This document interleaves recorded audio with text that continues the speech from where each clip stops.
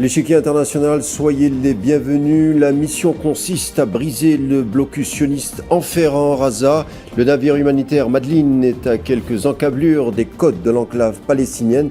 Il y a environ une heure, il était à 130 miles nautiques de Raza. Il devrait en théorie arriver demain, en théorie oui, car sa course pourrait être entravée avec l'application des menaces de la marine coloniale sioniste. Le Freedom Flotilla veut marquer les esprits. À son bord, on compte de nombreux humanitaires occidentaux, 12 pour être précis, mais surtout une figure politique franco-palestinienne bien connue, et surtout députée européenne de la France insoumise en la personne de Rima Hassan ou encore de l'activiste suédoise Greta Thunberg. Parmi les autres passagers, il y a 6 autres Français, un Espagnol, un Turc, un Néerlandais et une Allemande. Sur les réseaux sociaux, ils affirment, comme on l'a dit, attendre une interception plutôt musclée, on dira une attaque des navires sionistes à tout moment. Un vrai défi se pose donc au gouvernement de ces nationalités. Vont-ils les protéger leurs concitoyens leurs concitoyens, ou plutôt faire fi de cette opération humanitaire, laquelle, mine de rien, est une dénonciation de la politique coloniale, mais aussi de la complicité silencieuse des gouvernements occidentaux. On en discute et c'est tout de suite.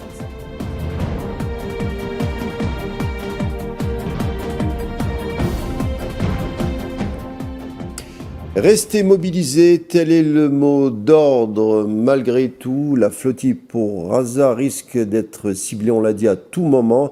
On est quasiment certain que l'armée sioniste va intervenir. Et à partir de là, on craint le pire, bien entendu. On va en parler en tout cas pour faire le tri et essayer de parler des thématiques inhérentes à, naturellement, la situation à Raza. Et pour cela, j'accueille Abdeslam Itache. Bonsoir. Karim Bouaziz. Ancien militant politique et associatif, mais ce soir, c'est avec l'analyse politique que nous allons converser. Donc, sans plus attendre, rentrons dans le vif du sujet. La flottille pour Raza est à quelques heures des côtes de l'enclave palestinienne, on l'a dit, mais sur son chemin, elle risque de trouver un obstacle de taille. En effet, le ministre sioniste de la Défense, Israël Katz, a annoncé dans la journée avoir ordonné à la marine sioniste d'empêcher l'arrivée du navire humanitaire. L'inquiétude est là, malgré le courage et l'espoir que suscite cette mission, consistant, on le rappelle, à briser le blocus. On le voit, Abdeslam Itache, c'est une action symbolique et politique qui fera certainement date. Oui, mais au-delà du symbole, en effet, vous avez raison, c'est une initiative qui est forte de sens, mais pas que. Ce qu'il faut savoir, c'est que les Palestiniens à Gaza vivent déjà sous blocus depuis plus de 17 ans et que cette asphyxie de l'économie palestinienne avec justement ce ravitaillement par la frontière égyptienne qui est gérée par l'entité sioniste. Et à l'époque, il y avait des accords, c'était l'Égypte qui s'en occupait. Et depuis maintenant 1 an et demi, évidemment que les vivres d'abord sont détournés par les génocidaires. Et on le voit bien sur toutes ces vidéos qui circulent sur les réseaux sociaux où l'on voit le pillage de ces camions, ces conducteurs de camions qui sont tabassés. Et évidemment que ce crime de guerre qui est la famine, qui aujourd'hui se passe en Palestine, n'est que le résultat de ce blocus. Et l'idée, justement, et la démarche que j'applaudis de mes deux mains concernant justement Greta Thunberg, Rima Hassan et les différents militants qui font partie du voyage, qui est de briser ce blocus et de permettre aux Palestiniens de pouvoir justement disposer de cette ouverture au monde à travers la mer et pouvoir justement pouvoir commercer et vivre et exister, puisque je rappelle que 134 pays dans le monde ont reconnu l'État de Palestine. Alors, on le rappelle, hein, s'il s'agit du Madeleine, c'est le nom du bateau, du navire en question, on le rappelle, où se trouve l'eurodéputé Rima Hassan et la militante suédoise, bien sûr, Greta Thunberg. Par exemple, en fin de matinée, Rima Hassan s'est dite prête à toute éventualité. Elle parle d'une probable interpellation, ou plutôt, on va dire, une arrestation de la soldatesque sioniste, bien entendu, qui dit interpellation synonyme donc de conditions difficiles. Il s'agit, je le répète, d'une eurodéputée. Donc cette mission s'inscrit également dans une forme de pression sur l'entité sioniste. mais également à l'endroit des gouvernements européens, puisqu'une députée, une députée européenne entre les mains de la soldatesque coloniale, ça va inciter les diplomates européens quand même de prendre leurs responsabilités, Abdeslam Itache. Bon, d'abord, on connaît le courage de cette armée génocidaire qui s'en prend à des enfants et qui prennent une raclée par des hommes en claquettes et en survêtement. Évidemment que ça sera plus aisé pour eux, de femmes qui sont dans une démarche pacifique, qui ne sont pas armées et qui viennent juste briser ce blocus. Et évidemment que le monde regarde, et vous le voyez bien aujourd'hui que d'abord les gouvernants sont silencieux, en tout cas en ce qui concerne l'Europe. Et je rappellerai, si vous me permettez, Karim Bouazizi, je vous en prie. cette petite parenthèse concernant la France, qui d'un côté prétend vouloir proclamer la reconnaissance de l'État palestinien, qui à côté de ça permet des containers chargés de canons, d'obus, de douilles, de balles, de fusils, pour aller tuer encore du Palestinien. Et ce double discours est juste insupportable. Et bravo à notre eurodéputé Rima Hassan qui fait le travail, qui se déplace là-bas au péril de sa vie. Et on sait que l'armée la plus immorale du monde, qui tue des enfants, qui bombarde et qui ensuite envoie des drones pour finir les enfants à même le sol, n'a aucune éthique et aucun principe, et que Rima Hassan craint le pire. Et nous sommes quand même inquiets pour elle parce que ça peut très vite déraper. Évidemment qu'elle l'a expliqué, que d'abord ils vont couper le signal GPS pour qu'aucune image ne passe et qu'ils seront privés de tous leurs effets personnels. Donc aucune vidéo ne circulera. Donc je vous laisse juste imaginer les bavures et évidemment qu'on expliquera qu'elle a voulu agresser un soldat, un courageux soldat de l'armée génocidaire et que celui-ci a répliqué en tuant l'eurodéputé. Donc vous savez, moi j'attends absolument rien justement de l'Union européenne. On a quand même quelques pays, il faut quand même le dire. Nous avons l'Espagne, nous avons l'Irlande, qui sont vent debout contre ce drame humanitaire. Mais la France manque de courage et je le dis encore une fois, cette dualité entre cette prétendue proclamation de l'État palestinien sous condition, je rappelle, et la deuxième, eh bien on continue à envoyer des armes. Et moi je tenais à féliciter les dockers de Marseille qui n'ont pas voulu charger les 3 containers. Les douaniers se sont mobilisés, ont été solidaires de cette initiative et le bateau est parti sans ces 3 containers chargés d'armes parce que ces dockers ne veulent pas être complices de ce génocide. Donc vous voyez, et à côté de ça, je parlais justement du mouvement citoyen à travers cette action, cette volonté de briser le blocus. Évidemment, Karim Bouazizi, je ne peux pas m'empêcher de vous parler également de la marche to Gaza, donc la Global March to Gaza, du 12 au 20 juin, où vous avez déjà des personnes qui se trouvent actuellement au Caire, d'autres sont en cours de déplacement pour pouvoir marcher et rester jusqu'au 20 juin, justement aux portes de Rafah, pour pousser à ce que l'aide alimentaire puisse entrer à Gaza. Et évidemment que là aussi, je crains le pire avec cette armée génocidaire qui n'a aucune morale et aucune éthique. Alors revenons, on va en parler bien entendu, mais revenons sur la flottille en question. Il s'agit, on l'a dit, de briser le blocus sioniste imposé à la bande de Gaza. Vous l'avez dit, Abdeslam. C'est la mission du navire donc humanitaire Madeleine, parti de Sicile le 1er juin avec 12 militants à son bord pour faire parvenir les denrées alimentaires bloquées depuis le mois de mars par l'entité sioniste. Hier encore, un mot d'information, hier encore, on a vu juifs et palestiniens qui se sont réunis à la frontière avec Gaza à l'appel d'Alon Lee Green, qui est un militant et co-directeur du mouvement Standing Together, pour appeler la fin du génocide et la famine. J'ai vu ce matin, par exemple, d'un autre côté, les médias de certaines radios françaises, certains ont tenté de ridiculiser l'initiative de la flottille en question en parlant d'une croisière. Il s'agissait d'un petit voyage d'amusement. On se déplaçait à Gaza pour un peu s'amuser, prendre du soleil. On le voit, Abdeslam Itache, blague à part, les responsabilités, il y a une irresponsabilité de certains médias français. Vous pouvez en témoigner, alors que les famines, les bombardements, les massacres d'enfants, et encore des enfants qui sont bloqués sous les décombres, ensevelis encore, et on voit certains médias français oui, qui conjuguent un humour un peu douteux alors que le génocide est largement documenté. Comment vous réagirez? Comment vous réagissez? Vous avez raison, Karim Bouaziz, et je suis également, vous savez, j'ai aussi une formation de journaliste tout comme vous, et il y a la charte éthique, en fait, la charte morale du journaliste qui est la charte de Munich de 1971, qui justement oblige à l'information sincère et vraie sans être déformée. Eh bien, cette charte de Munich est totalement violée et qu'on a des journaleux et pas des journalistes qui justement travaillent, on sait qui les paie, on sait pour qui ils travaillent et ils ne travaillent sans doute pas pour les gens qui ont besoin d'être informés de la réalité. Ils peuvent se moquer autant qu'ils veulent. En tout cas, ce n'est pas eux qui sont sur le bateau et ce n'est pas eux qui ont la moitié du quart du courage de Rima Hassan pour monter sur ce bateau. Donc, vous savez, Karim Bouaziz, les critiques de cinéma, c'est pas ceux qui font les films.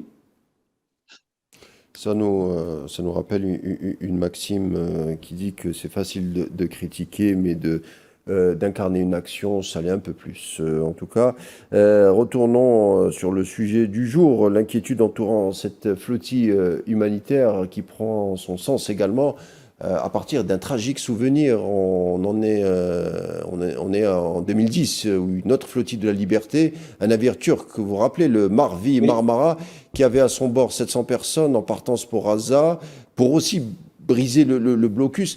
L'entité sioniste, suite à son intervention, avait tué 10 militants à son bord. On craint aujourd'hui une récapitulation de cette tragédie d'ici les prochaines heures. Est-ce que vous y croyez? Oui, on peut craindre le pire et en effet, l'histoire peut bégayer une nouvelle fois et il peut il y avoir également d'autres morts. Et en effet, vous vous rappelez cette flottille de 2010 qui était aussi humanitaire, pacifiste, avec des passagers français, des personnalités françaises également qui y étaient. Et en effet, on avait vu des vidéos filmées du ciel, sans doute d'un drone, où justement il y avait eu un débarquement où c'était surtout des militants turcs qui avaient été tués dans ce bateau. Et en effet, mais qu'attendez-vous d'une armée qui n'a aucune éthique et aucune morale et qui tue des bébés? Vous attendez quoi de... D'autres initiatives de missions humanitaires pourraient suivre d'ici les prochains jours. Vous en avez parlé à l'instant. On parle également d'un convoi terrestre massif de plus de 7000 participants en provenance des pays du Maghreb. L'Algérie serait représentée pour faire route vers Raza à partir de Tunis. Ce départ demain. On prévoit d'arriver au poste frontière de Rafah le 12 juin avec l'aide médicale. On le voit, Abdeslam Itache, l'élan du cœur se donne le mot. Un peu partout, face à la situation tragique de Raza, il y a d'un côté les images atroces des enfants et des civils massacrés, mais d'un autre côté, ça équilibre un tout petit peu, enfin ça équilibre pas, mais en tout cas ça donne un peu d'espoir dans cette humanité, c'est qu'ils sont nombreux à travers plusieurs pays, même européens, qui veulent stopper, ou en tout cas qui sont mobilisés pour stopper cette injustice qui touche le peuple palestinien. En effet, l'espoir vient du peuple et il faut, je l'ai dit tout à l'heure en préambule, il ne faut absolument rien attendre des gouvernants qui en effet sont à la solde de l'entité sioniste dont l'économie est complètement paralysée par cette entité et ces gouvernants qui justement ont peur pour leur mandat et sacrifient, ont du sang sur les mains de par leur inaction et par leur silence. Et l'histoire se rappellera justement d'eux. Ensuite, sur la marche du 12 juin, si vous permettez, juste rappeler qu'il y aurait des milliers d'activistes qui se déplaceraient, qui se retrouveraient là-bas en Égypte. Et le mouvement citoyen international, justement, réagit. Beaucoup d'Européens, et moi je peux vous le dire, Karim Bouaziz, pour me rendre régulièrement dans des manifestations où je retrouve beaucoup d'Européens qui manifestent parce que le sujet est un sujet international et ça n'est pas un sujet arabe ou musulman ou nord-africain ou moyen-oriental. C'est un sujet international où chacun doit s'indigner de ce qui se passe en Palestine et aujourd'hui il faut absolument justement faire bloc et sauver ce peuple qui est sans armes, qui est sans défense, qui aujourd'hui est dans un état gravissime où ils ont été déplacés pendant près de 2 ans à monter et descendre de Gaza. Il n'y a aucun coin safe en Palestine, il faut le savoir. Alors, vous étiez un peu critique tout à l'heure à l'endroit des politiciens occidentaux, notamment français. Objectivement parlant, Abdeslam, la classe médiatico-politique n'a pas été à la hauteur des valeurs qu'elle prône à longueur de temps, c'est-à-dire les droits de l'homme ou la protection des civils. On a vu du mouvement du côté de la justice, à contrario, puisque l'avocate Nili Keffer-Naouri, qui était fière, en se filmant, elle était fière de bloquer l'aide humanitaire à destination de Gaza, elle se prétend sioniste, et elle disait qu'il ne fallait rien de moins que raser l'enclave palestinienne, et enfin, cette personne est enfin rattrapée par la justice. D'autres exemples de franco-sionistes qui ont défrayé la chronique en étant fiers de bloquer l'aide humanitaire, pourraient également être rattrapés par la justice. Bon, donc on le voit, Abdeslam Haïtache, il y a peut-être un différentiel entre des politiciens français, pour prendre l'exemple, et une justice qui, elle, suit un autre rythme et qui veut, en tout cas, se démarquer à travers ce génocide qui est aujourd'hui attesté par les cours internationales.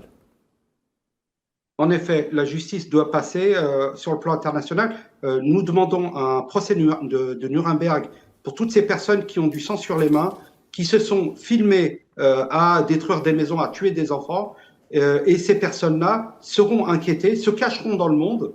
Il y a plusieurs destinations de choix. Il y a peut-être l'Argentine et plusieurs autres pays où ces génocidaires ils restent cachés. Et il faudra les traquer et les juger et les condamner pour ces crimes de guerre et ces crimes contre l'humanité, évidemment. Mais voilà, en tout cas, je suis totalement pour un Nuremberg 2.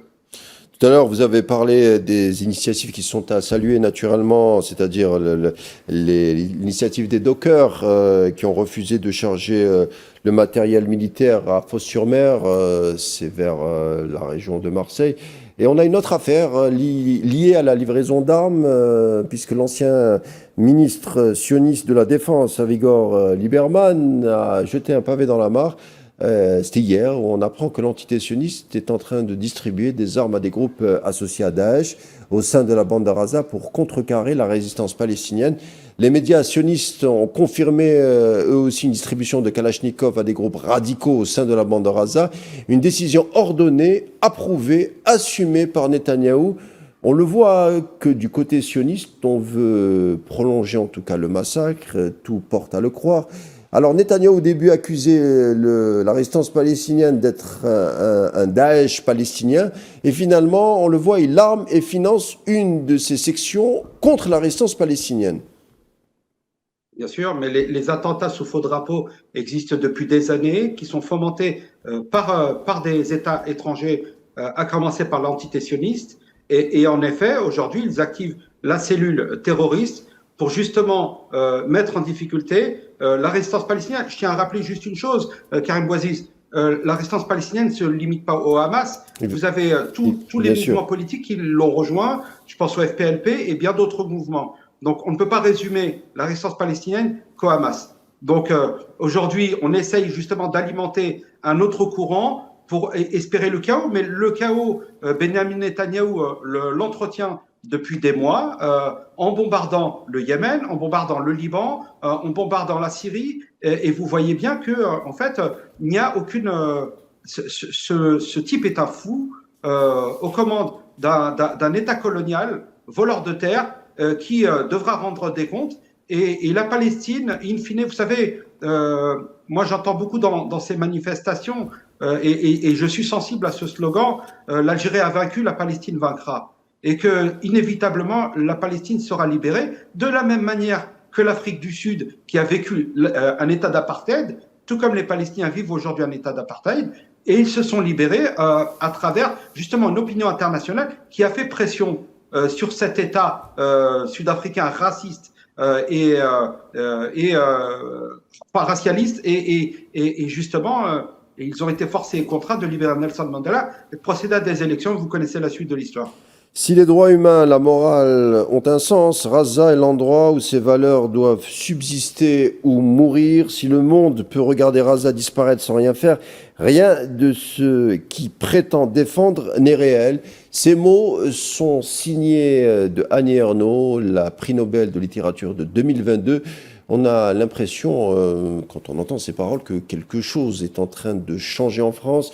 Il y a peut-être une prise de conscience, ou en tout cas un mouvement qui est en train d'intercéder pour essayer de faire bouger les lignes à l'endroit des politiciens, en tout cas à l'endroit de l'agora, de la place médiatico-politique, pour alerter à ne qu'on soit pas complice pour ce qui concerne le génocide en Palestine. Est-ce que selon vous, vous qui vivez en France, est-ce que selon vous c'est des postures individuelles ou est-ce que vous voyez beaucoup d'exemples incarnant une prise de conscience?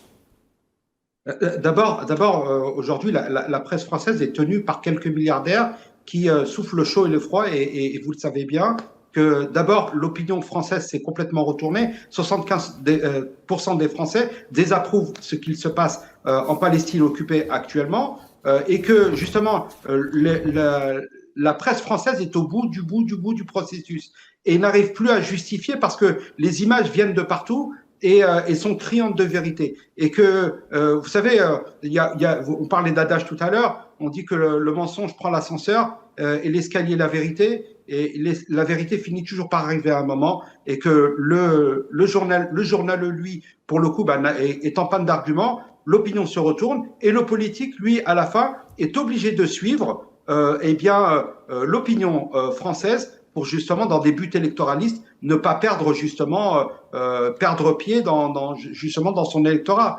Donc aujourd'hui, le monde se réveille, et évidemment que moi j'ai vraiment foi et j'ai confiance justement au peuple, au pluriel. Et en France, moi je vous le dis encore une fois, à travers ces manifestations, beaucoup de gens s'indignent de ce qui se passe en Palestine. Mais il y a une vraie déconnexion entre le politique et le citoyen. Autre déclaration, celle-ci, elle émane du président brésilien Lula. C'était il y a 2 jours, lors d'une conférence de presse face à Emmanuel Macron, le président français. Il le dit, hein, c'est triste de savoir que le monde se tait face à un génocide. Émotion, humanité, responsabilité. On le voit également dans ce cas de figure. Ça illustre le contraste entre, d'un côté, le président français qui dit reconnaître... éventuellement, il y a un projet de reconnaissance de l'État palestinien, mais on ne sait pas comment ça... Sous condition. Oui, voilà, on ne sait pas comment ça va s'articuler, c'est très flou. Et d'un autre côté, Lula qui a du mal à cacher son profond désarroi, sa profonde tristesse face à ce qui se passe à l'endroit du peuple palestinien et des Razaouis en particulier. Oui, le président brésilien a donné une leçon justement d'humanisme et d'humanité devant Emmanuel Macron, ce même Emmanuel Macron qui est gêné par le mot génocide, parce qu'il dit que les mots ont leur importance. Il est gêné par le mot génocide, mais il n'est pas gêné par le génocide. Voyez-vous le paradoxe? Et en effet, Lula est un président digne qui justement ne mâche pas ses mots, qui a tenu des propos par le passé, justement, qui a très vite condamné ce qui se passait en Palestine, et qui a d'ailleurs été traité d'antisémite, de la même manière que Rima Hassan a été traité d'antisémite, Greta Thunberg également. Et vous voyez, on a l'antisémitisme facile. Et ce qui est quand même impressionnant, c'est que vous avez des gens comme Benjamin Netanyahou qui ne sont pas des sémites, qui sont des Khazars venus d'Europe, et qui maltraitent des Palestiniens qui, pour le coup, eux, sont sémites. Donc, voyez un petit peu l'inversion accusatoire. Peut-être que la vérité aussi est antisémite, Abdeslam Meitache, à ce rythme-là. Ce sera le mot de la fin. Merci Abdeslam Meitache de nous avoir accompagnés. Merci à vous, Karim Ouaziz. Pour cette discussion, toujours passionnant de discuter avec vous. Je vous dis à bientôt. Quant à nous, chers amis, chers téléspectateurs, on se retrouve demain, même heure et même chaîne. D'ici là, portez-vous bien et je vous dis à demain.